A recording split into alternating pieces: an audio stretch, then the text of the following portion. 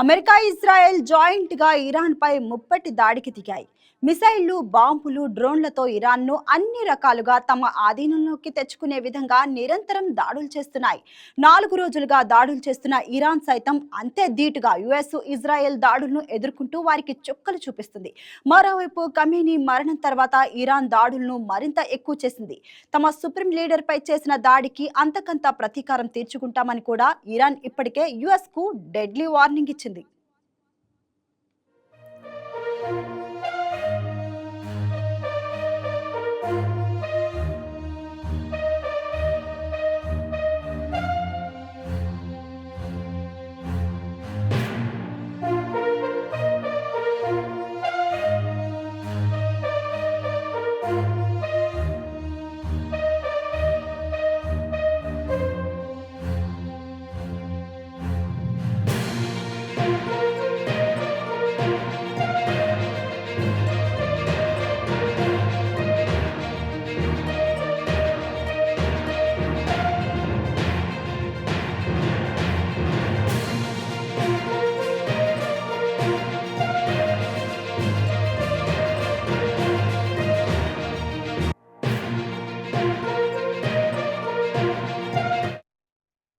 మరోవైపు తమ అభిమతం ఇరాన్ నేతల్ని చంపడం కాదని, అణ్వాయుధాల తయారీపై తమ యుద్ధం అంటూ యుఎస్ ప్రకటించింది.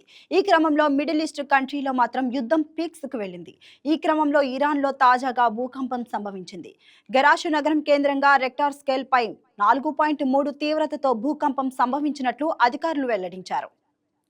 దక్షిణ ఇరాన్ ఫోర్స్ ప్రావిన్స్లోని కోంజ్ సమీపంలో 4.3 తీవ్రతతో భూమి కంపించింది.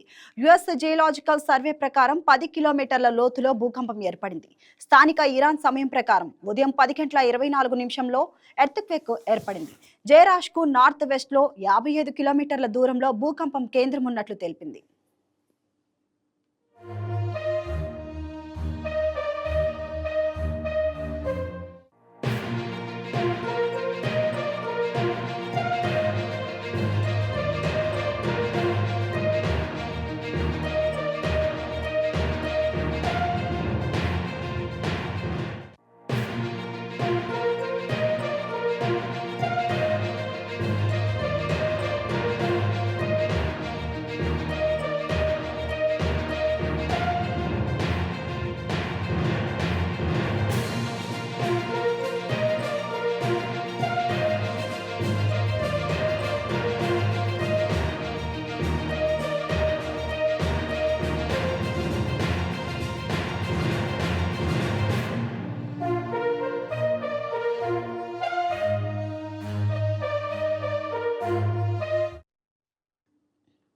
అయితే ఈ భూకంపం అంతగా భయపడాల్సింది కాదని శాస్త్రవేత్తలు చెప్తున్నారు.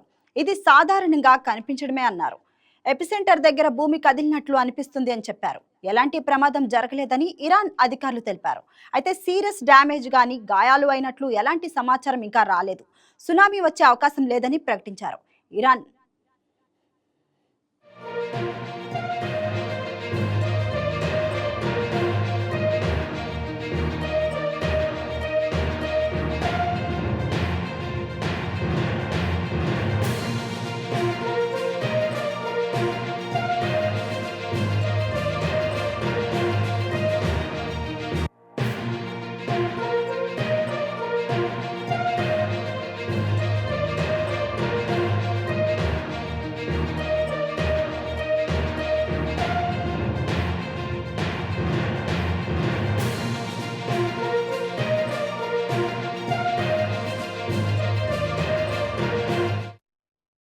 ఎసికా ఇరాన్ భూకంపంపై మరింత సమాచారాన్ని మా బ్యూరో చీఫ్ సలాం అందిస్తారు.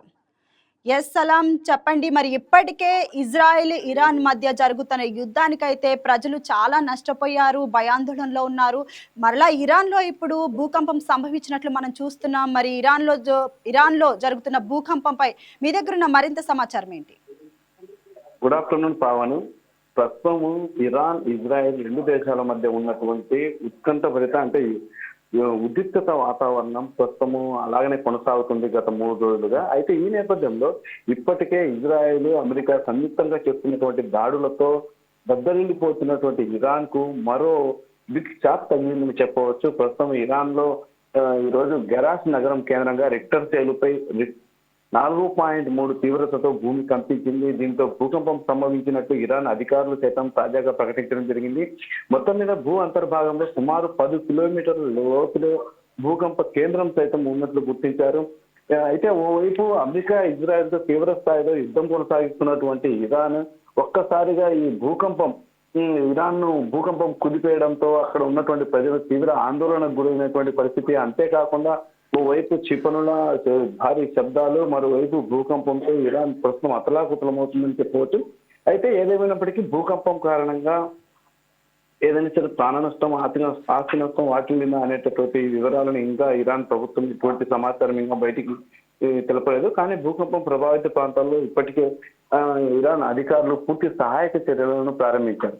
అయితే ఏదేమైనప్పటికీ ప్రధానంగా ఇరాన్ లో ఉన్నటువంటి గెరాస్ ప్రాంతంలోనే భూకంపం వచ్చినట్టుగా ఇప్పటికి మనకు అందుతున్నటువంటి సమాచారం. స్థానిక అక్కడ తీవ్ర భయాందోళనలో ఇరాన్ ప్రజలు ఉన్నట్టు మనకు తెలుస్తోంది. ఏదేమైనప్పటికీ ఇరాన్, ఇజ్రాయెల్ రెండు దేశాల మధ్య గత 3 రోజులు అంటే గత శనివారం నుండి ఇప్పటి వరకు ఉద్రిక్తత వాతావరణం నెలకొన్న నేపథ్యంలో ఓవైపు యుద్ధ మేఘాలు కమ్ముకొని ఉండగా మరోవైపు ప్రకృతి సైతం ఇరాన్ పై పగపట్టిన రీతిలో భూకంపం రావడం అనేది ప్రస్తుతం సంచలనంగా అని మనం చెప్పుకోవచ్చు. ఎస్ సలాం, అంటే ఎపి సెంటర్ దగ్గర భూమి కదిలినట్లు అనిపిస్తుంది అని అయితే అధికారులు చెప్తున్నారు. అసలు అది ఏం ప్లేసు? వాస్తవంగా ఇప్పుడు అక్కడ ఏదైతే ఇరాన్ లో ప్రధానంగా గెరాస్ నగరం అంటే గెరాస్ అనేటటువంటి నగరంలో ఈ భూమి కంపించింది. అది కూడా సాధారణంగా అంటే రోజు అంటే గతం కంటే భిన్నంగా ప్రస్తుతం 4.3 తీవ్రతతో భూమి కంపించింది అని చెప్పవచ్చు. అయితే సుమారు 10 కిలోమీటర్ల లోతులో భూకంపం కేంద్రం సైతం అక్కడే ఉంది. ఆ పరిస్థితుల్లోనే ఈ నేపథ్యంలోనే అక్కడే భూకంపం అనేది రావడం అనేది ప్రస్తుతము ఒక పెను ప్రమాదంగా చెప్పుకోవచ్చు. అయితే దీనితో అక్కడ అసలు ఆ ప్రాంతం ఏ విధంగా అంటే గెరాస్ అనేటటువంటి నగరంలో భూకంప ప్రభావం ఏ విధంగా వచ్చింది, ఏ విధంగా ఉంది, ఏమైనా ప్రాణ ఆస్తి నష్టం వాటిల్లిందా అనేది ఇరాన్ యొక్క అధికారిక ప్రకటనతోనే బయటికి వెళ్లేటటువంటి అవకాశం ఉంది. ఏదేమైనప్పటికీ ఇప్పటికే అధికారులు మాత్రం ఎప్పటికప్పుడు అక్కడ ఉన్నటువంటి అధికారులు స్థానిక ప్రజలకు ఎప్పటికప్పుడు అలర్ట్ చేస్తూ వారికి సహాయక చర్యలు సైతం అందిస్తున్నారు. అయితే ఏదేమైనప్పటికీ ఓవైపు యుద్ధం జరుగుతున్న వేళ మరోవైపు ఇరాన్ లో భూకంపం రావడం అనేది ప్రజలు ఇప్పటికే పూర్తి స్థాయిలో ఆందోళన వ్యక్తం చేస్తున్నారు. అయితే ఇది ఇలా ఉంటే ఇప్పుడు తాజాగా మనకు అందించినటువంటి సమాచారం ఏంటంటే ఫిబ్రవరి 28న ఇరాన్, ఇజ్రాయెల్ సంయుక్తంగా చేపట్టినటువంటి సైనిక ఆపరేషన్ ఇంకా ఇరాన్ పై కొనసాగుతుంది. అయితే తమ వద్ద లెక్కలేనన్ని ఆయుధాలు ఉన్నాయని 24 గంటల్లో ఇరాన్ పై భీకర దాడులు చేస్తామని అమెరికా అధ్యక్షుడు డొనాల్డ్ ట్రంప్ తాజాగా హెచ్చరికలు సైతం జారీ చేశారు. దీన్ని బట్టి మరికొద్ది 24 గంటల్లో కూడా ఇరాన్ పై అమెరికా, ఇజ్రాయెల్ విరుచుకుపడేటటువంటి అవకాశం ఉందని మనం గమనించవచ్చు. అయితే ఇప్పటికే గల్ఫ్ లో అంటే ఏదైతే ఇరాన్ సైతము ఇప్పటికే మిసైల్స్ ను ఉపయోగించి ఇప్పటికే అంటే ఏదైతే అమెరికన్ మిత్ర దేశాలపై బాంబుల వర్షం కురిపిస్తోంది. ఇప్పటికే 40 మందికి పైగా అమెరికన్ సైనికులు మృతి చెందినట్లు ఇరాన్ ప్రస్తుతం చెప్తున్నటువంటి పరిస్థితి.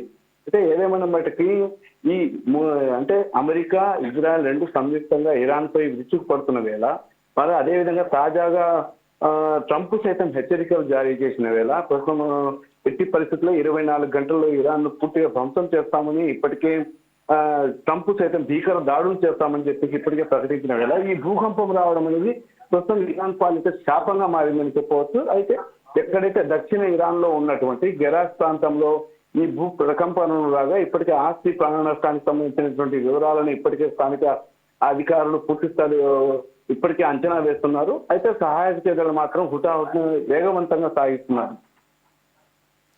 Thank you Salam.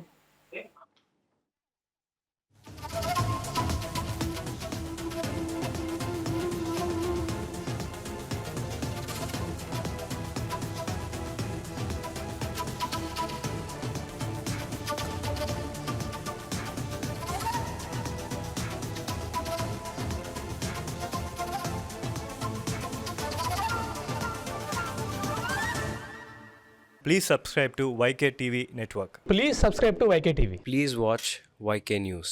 Don't forget to subscribe YK News channel